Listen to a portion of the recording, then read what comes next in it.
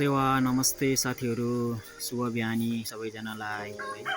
मैले चाहिँ आज भ्लग सुरु गरेँ। आजको मेरो डेली लाइफ यस्तै छ है। म चाहिँ घाँस काट्नको लागि जाँदैछु साथीहरू।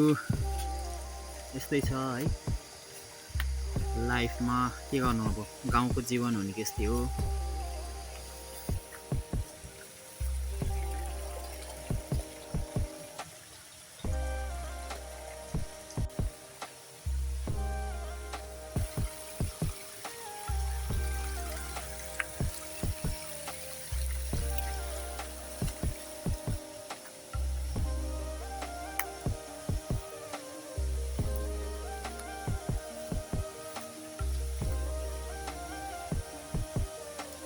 ल साथीहरू, म चाहिँ यो मेरो हिराको बगैँचामा आएको छु। अब यसलाई चाहिँ अलिक स्याहार सुसार गरेर फलाउनु पर्ने छ क्या। हिरा अलिक ठुलो त्यही भएर यहाँ आएको छु होइन साथीहरू। अब दिनै पछि यहीँ अलिन्चीको हारीबाटै, अलिन्चीको बगानबाटै भिडियो भन्नुहुन्छ होला साथीहरू। यो चाहिँ अहिले मैले घाँस, अलिन्चीको घाँस अलिन्ची बारीमा काट्दैछु, त्यही भएर चाहिँ भिडियो बनाएको छु है साथीहरू।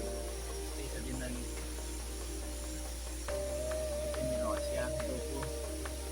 ल साथीहरू, के गर्नु अब, गाउँघरमा बसी बसी यस्तै छ। गाउँघरको रमाइलो भनेको यस्तै हो। बस्यो, घाँस काट्यो, खायो, सुत्यो, त्यही साथीहरू। अब यो हिराको एकछिनमा घाँस काटेपछि हिरा पनि ठुल्ठुलै फल्छ होइन। त्यही भएर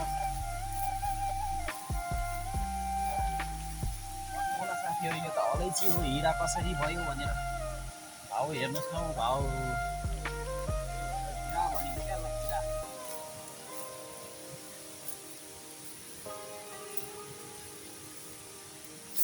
ल कन्टिन्यू घाँस काटिरहेको छु होइन। एक टोको बनाएर चाहिँ गोठतिर लगेर भैँसीलाई दिनु छ।